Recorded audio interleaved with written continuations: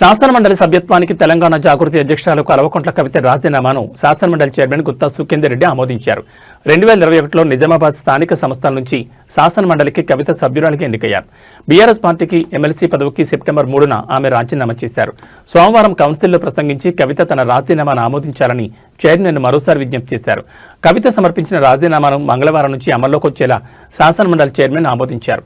కవిత రాజీనామాతో నిజామాబాద్ స్థానిక సంస్థల కోట ఎమ్మెల్సీ స్థానం ఖాళీ అన్నట్లు లెజిస్లేటివ్ సెక్రటరీ నరసింహాచార్యులు మంగళవారం నోటిఫికేషన్ జారీ చేశారు. ఈ రాజీనామా ఖాళీ ఏర్పడిన వివరాలను కేంద్ర ఎన్నికల సంఘం, రాష్ట్ర ప్రభుత్వ ప్రధాన కార్యదర్శి, రాష్ట్ర ప్రధాన ఎన్నికల అధికారికి అధికారికంగా పంపించారు. 14లో తెలంగాణ జూన్ 2న వస్తే సెప్టెంబర్లో బతుకమ్మ పండుగ వచ్చింది అధ్యక్ష.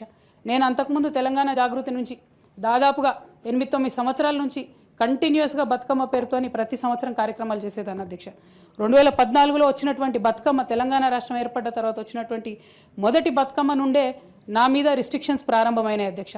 పొలిటికల్ పార్టీలో ఒక వ్యక్తిని స్వేచ్ఛను ఎట్లా హరిస్తారని చెప్పడానికే ఎగ్జాంపుల్ చెప్తా ఉన్నాను అధ్యక్ష.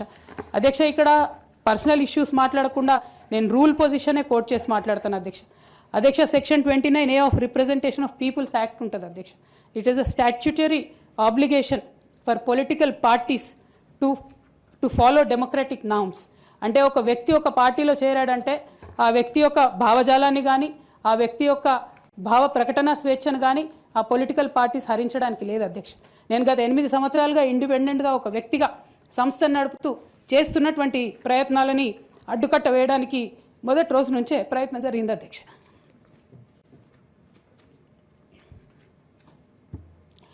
కానీ ఎక్కడ కూడా నేను తెలంగాణ బిడ్డలని, తెలంగాణ ప్రజల్ని వాళ్ళను డిసప్పాయింట్ చేయదు కాబట్టి నవ్వుతూ పనిచేస్తూ వెళ్ళిపోయిన అధ్యక్ష. ఇప్పుడు నా దగ్గరికి ఎప్పుడు పెద్దవాళ్ళు, పైరవికారులు, కాంట్రాక్టర్లు ఎవరు రాలేదు అధ్యక్ష.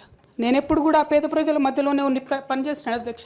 నా దగ్గరికి వచ్చినటువంటి బీడీ కార్మికులు కావచ్చు, బీడీ టేకేదారులు కావచ్చు, అంగన్వాడీ టీచర్లు కావచ్చు, ఆశా వర్కర్లు కావచ్చు, ఐకేపీ ఎంప్లాయీస్ కావచ్చు అధ్యక్ష, అదేవిధంగా జిహెచ్ఎంసీ కార్మికులు కావచ్చు అధ్యక్ష, టీచర్లు కావచ్చు అధ్యక్ష, నిరుద్యోగులు కావచ్చు, ఆడబిడ్డలు కావచ్చు, సింగరేణి ఉద్యోగులు కావచ్చు, కరెంట్ ఎంప్లాయీస్ కావచ్చు, ఎవరు వచ్చినా అధ్యక్ష నేను కాదనకుండా నాకెంత వీలైతే అంత పనిచేసి పెట్టేటటువంటి ప్రయత్నం చేసిన అధ్యక్ష. అయినా సరే అధ్యక్ష, పార్టీ మౌత్ పీసులుగా ఉండేటటువంటి పార్టీ పేపర్లు, పార్టీ ఛానళ్ళు ఏ ఒక్కరు కూడా ఎన్నడూ కూడా మద్దతు ఇవ్వలేదు అధ్యక్ష. అయినా సరే ధైర్యం వదులుకోకుండా మొక్కువని ప్రయత్నంగా నేను ప్రయత్నం చేస్తూనే వెళ్ళాను అధ్యక్ష.